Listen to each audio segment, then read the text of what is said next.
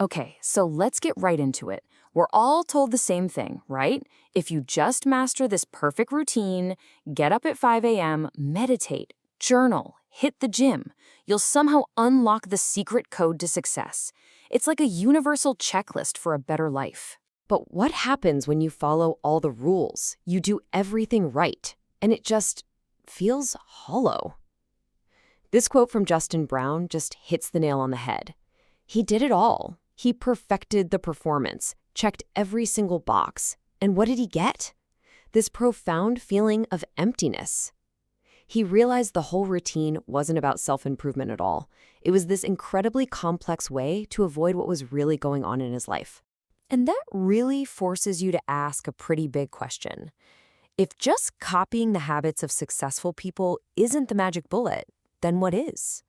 Where are we all going wrong in this whole quest to be better, to be more productive? To figure that out, we really have to pull apart this myth of the perfect routine.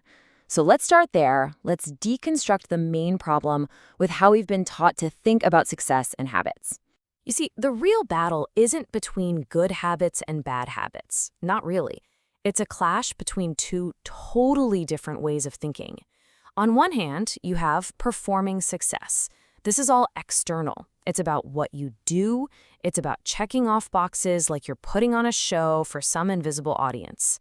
But on the other hand, you have living intentionally. And this is all internal. It's about focusing on the why.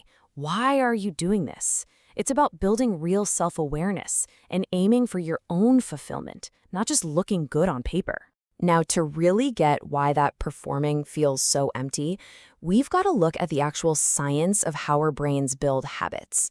Scientists call it the habit loop, and it's actually pretty simple. It has 3 parts. First, there's a cue. That's the trigger.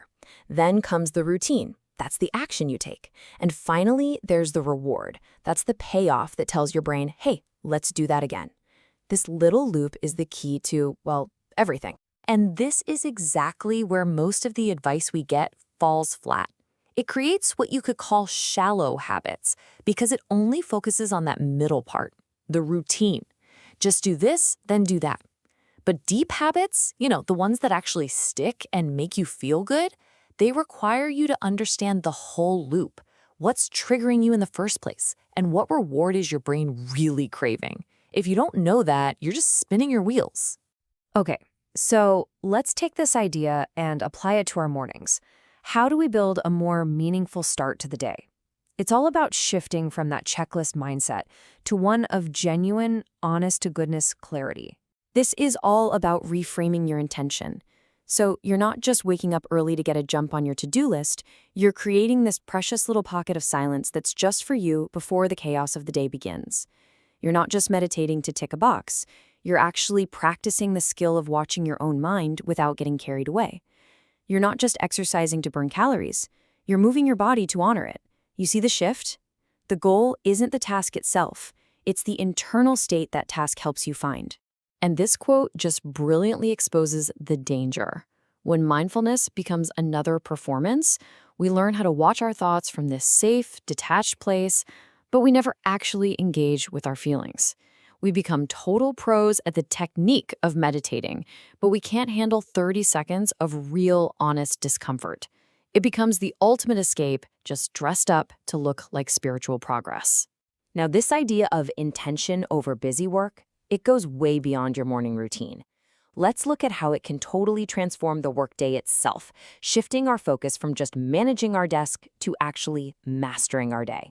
So, for example, take Jack Dorsey, the former CEO of Twitter and Block. He uses this technique he calls day theming. It's simple.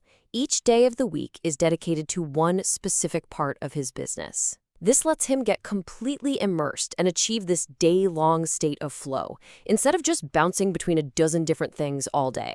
Then you have someone like Elon Musk, who uses a totally different method, time blocking. He famously breaks his entire day down into these relentless 5-minute chunks. Each little block has one single task assigned to it. When those 5 minutes are up, he moves on. Period. It's a system built for absolute single-minded focus.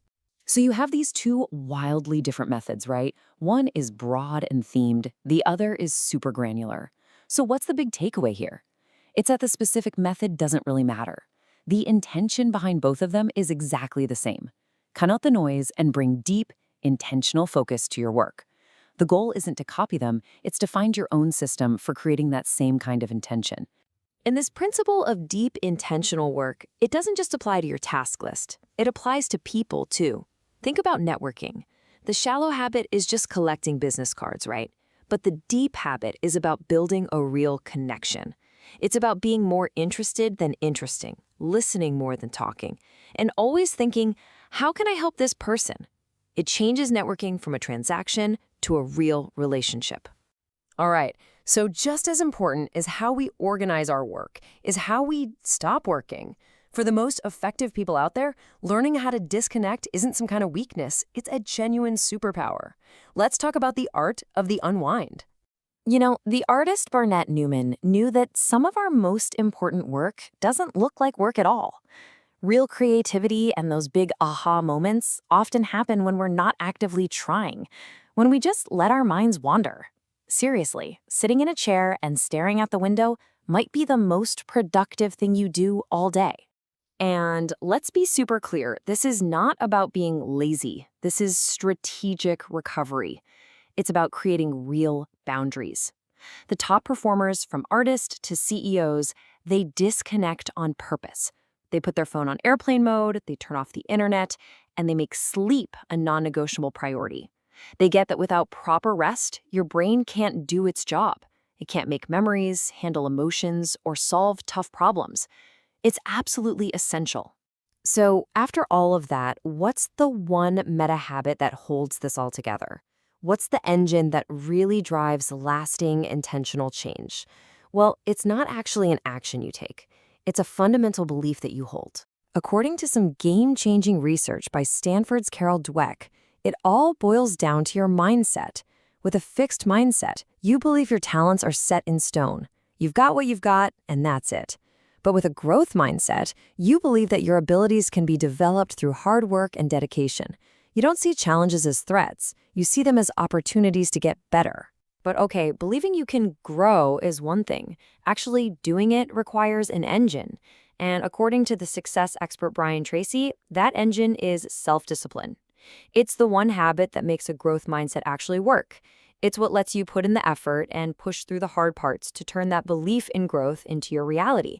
And here's the beautiful part, how this all clicks together in this amazing feedback loop. You don't just wake up and decide to have a growth mindset. You build it. By getting small wins, you prove to yourself, hey, I can improve.